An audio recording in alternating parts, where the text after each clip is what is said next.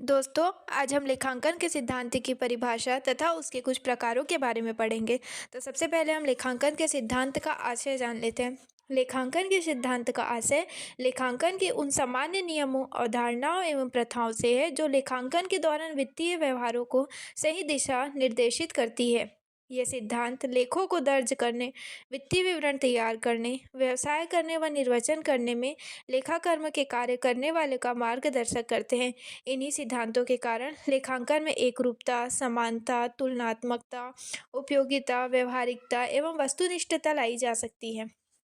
देखिए, इसको अगर हम सरल शब्दों में समझेंगे कि लेखांकन का सिद्धांत क्या है?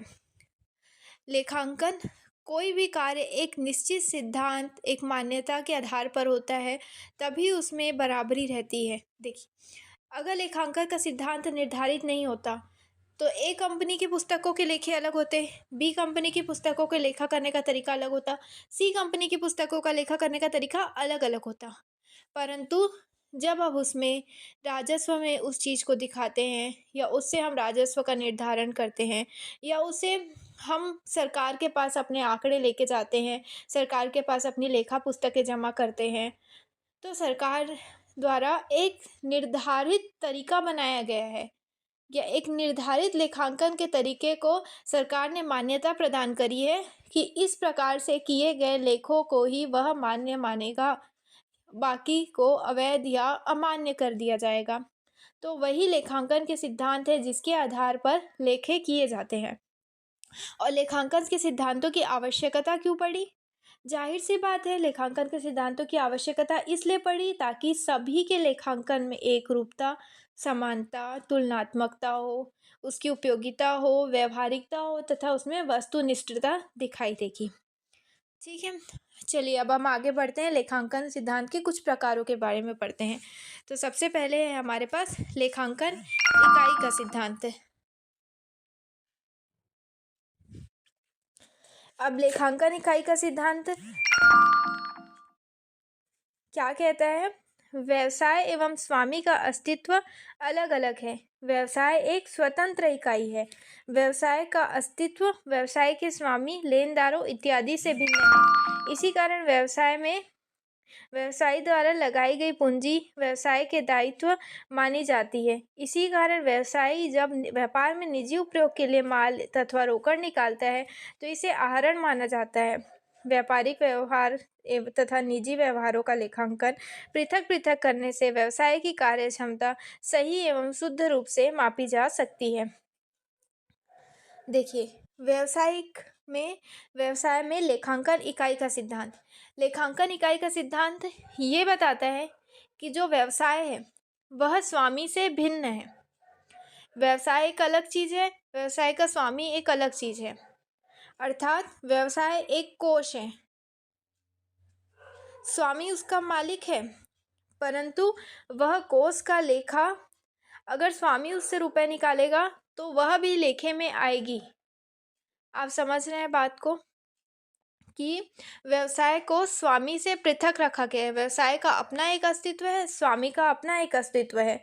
तो जो व्यवसाय के लेन देन है वह स्वामी से भिन्न है। इसी कारण जब व्यवसायी अपने निजी प्रयोग के लिए, अपने व्यक्तिगत उपयोग के लिए या घरेलू उपयोग के लिए व्यवसाय से पैसे या माल निकालता है, तो इसे हम क्या कहते हैं? आहरण कहते हैं। व्यवसाय से आहरण करना। अगर ये दोनों एक ही होते तो इसे आहरण नहीं कहते। तो और व्यापारिक व्यवहारों और निजी व्यवहारों का लेखा क्या किया जाता है? पृथक-पृथक किया जाता है। आप देखेंगे, आप अगर टैली में एंट्री करेंगे तो जो आपने व्यक्तिगत खर्चे किए हैं उसे एक अलग ब्लॉक में कैपिटल में दिखाया जाता है, और जो व्यावसायिक लेन-देन है वह हमारी इनडायरेक्ट एक्सपेंस और डायरेक्ट एक्सपेंस के अंतर्गत आती है, जो हमारे व्यवसाय से संबंधित खर्चे हैं। लेकिन जो हम पर्सनल खर्चे करते हैं उसको अलग से एक कैपिटल अकाउंट में दिखाया जाता है। यही हमारी लेखांकन इकाई का सिद्धांत है। अगला है हमारा मुद्रा मापक सिद्धांत। चलिए अब जानते हैं मुद्रा मापक का सिद्धांत क्या कहता है। मुद्रा मूल्यांकन की अवधारणा से आशय केवल ऐसे सौदों एवं व्यवहारों के लेखा करने से है जिसका मापन मुद्रा में किया जा सकता है।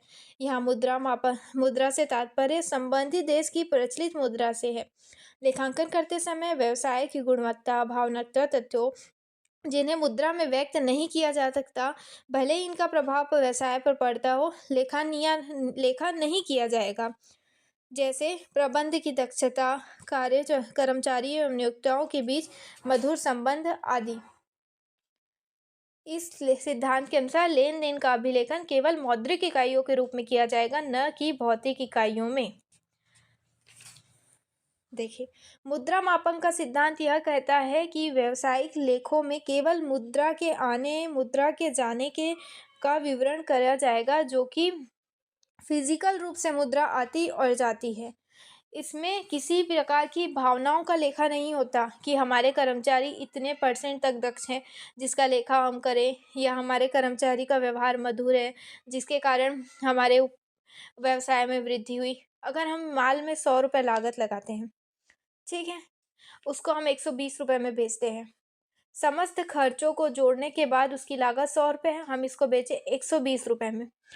तो हम उस 100 रुपये लागत में कहीं भी कर्मचारियों के मधुर व्यवहार, कहीं पे भी उनकी दक्षता आदि का लेखा नहीं होता। वो जो 100 रुपये हैं वो मुद्रा है, जो मुद्रा हमने उस व्यवसाय के लिए खर्च करी है वह है।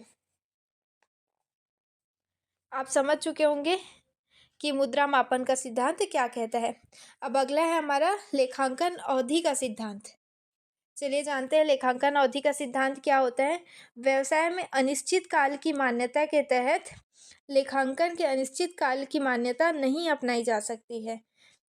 व्यवसाय के हित के लिए समय समय पर उसकी आर्थिक स्थिति, कार्य स्थिति, लाभ हानि स्थिति का मूल्यांकन आवश्यक है, ताकि समय समय पर व्यवसाय के विभिन्न पक्षकारों को व्यवसाय की आर्थिक स्थिति के संबंध में जानकारी दी जा सके। देखिए, व्यवसाय क्या होता है, अनिश्चित काल तक चलने की मान्यता के हिसाब कोई भी व्यवसाय प्रारंभ करेगा तो कभी भी वह व्यवसाय बंद करने के उद्देश्य से प्रारंभ नहीं करता, बल्कि वह यह सोच के प्रारंभ करता है कि एक बार मेरा व्यवसाय चालू हो गया, वह अनिश्चित काल तक चलेगा। मेरे मरने के बाद मेरी एक पीढ़ी, दूसरी पीढ़ी, तीसरी पीढ़ी, चौथी पीढ़ी सब उस व्यवसाय को आगे बढ़ाते जाएंगे और निरंतर उसका उपयोग करते जाएंगे। परंतु लेखांकन अनिश्चित काल की मान्यता नहीं अपनाता। वह समय समय पर लेखांकन की कार्य स्थिति, व्यापार में जो होने वाली लाभ और हानि, अर्थात व्यापार की आर्थिक स्थिति का मूल्यांकन बहुत ही ज़रूरी रहता है, ताकि समय समय पर जो व्यापार के विभिन्न पक्षकार से आशय है कि व्यापार का स्वामी या वो पार्टनर हैं, 2 पार्टनर हैं, 2 स्वामी हैं, तो उनको व्यवसाय की वास्तविक स्थिति से अवगत कराया जा सके। भारतीय कंपनी अधिनियम के अनुसार एक लेखांकन अवधि अधिकतम 18 माह तक की हो सकती है, किंतु सामान्यतः लेखांकन अवधि 12 माह तक की होती है। इसको आप याद रखिएगा कि कंपनी अधिनियम के अनुसार लेखांकन अवधि कितने माह तक निर्धारित करी गई है, 18 माह तक हो सकती है, परंतु यह कितने माह की सामान्यतः कितने माह की करी जाती है, 12 माह की, अर्थात एक वित्तीय वर्ष का लेखा 1 अप्रैल से लेके 31 मार्च तक का लेखा किया जाता है और इसमें स्थिति विवरण को ज्ञात किया जाता है। अगर आप अकाउंटिंग के फील्ड से जुड़े हुए होंगे या इस चीज़ की आपको नॉलेज होगी, तो आपको पता होगा कि 31 मार्च को हर कंपनी, हर व्यवसाय अपना खाता क्लोज करके फिर नया खाता ओपन करता है। यही लेखांकन की अवधि की मान्यता है। यह लेखावधि वह समय अवधि है जिसके अंत के वर्ष भर किए गए व्यवहारों के आधार पर लाभ हानि खाता तथा चिट्ठा तैयार किया जाता है, जिससे पिछले विवरणों के पश्चात कार्यकलापों एवं साधनों में हुए परिवर्तन को दिखाया जा सके। समझ गए आप। 31 मार्च के बाद कंपनी अपना खाता क्लोज करके अंतिम प्रॉफिट एंड लॉस और बैलेंस शीट का निर्माण करती है। ठीक है, इसमें वह संपत्ति का हराज जोड़ेगी, क्लोजिंग स्टॉक का मूल्यांकन करेगी, ताकि नए वर्ष में फिर से इसे फ्रेश या ओपनिंग लेके किया जा सके। आयकर अधिनियम के अनुसार आय विवरण को वार्षिक रूप से बनाना आवश्यक है। कुछ दशाओं में अंतिम वित्तीय विवरण बनाना भी आवश्यक होता है। जो आयकर अधिनियम है हमारा, उसके हिसाब से हमें वर्ष में साल भर की आखिरी में एक वार्षिक रूप से, मतलब जो हमारा विवरण है उसको वार्षिक रूप से बनाना आवश्यक है। जो टैक्स ऑडिट वाली कंपनियां होती हैं, उन्हें साल के अंत में 31 मार्च के बाद अपना चिट्ठा बैलेंस शीट जाके सरकार के समक्ष प्रस्तुत करना पड़ता है। यह ऑनलाइन माध्यम से होता है। वह ऑनलाइन अपने इनकम टैक्स की साइट पे अपना चिट्ठा और प्रॉफिट एंड लॉस गवर्नमेंट के पास जाके सबमिट करती है। कुछ कुछ दशाओं में अंतरिम वित्तीय विवरण भी बनाना आवश्यक होता है। कुछ कुछ दशाएं ऐसी हो जाती है कि अंतिम वित्तीय विवरण बनाना पड़ जाता है। कैसी दशा होती है? जैसे कि साझेदार की मृत्यु हो जाए या वो निवृत्त हो जाए, निवृत्त मीन्स रिटायर हो जाए, या अंश स्टॉक जो हमारे शेयर कैपिटल है वह एक्सचेंज में सूचीबद्ध कंपनियों में अपने परिणामों को त्रैमासिक रिपोर्ट प्रकाशन करना पड़ता है। जो अंश stock exchange share share holder वाली जो एक्सचेंज बदलाव वाली कंपनियां रहती हैं उनको हर 3 महीने में अपनी रिपोर्ट प्रस्तुत करनी पड़ती है, ताकि त्रैमासिक लाभ अर्जन की क्षमता वित्तीय स्थिति का आकलन किया, ताकि हर 3 महीने में लाभ का आकलन किया जा सके।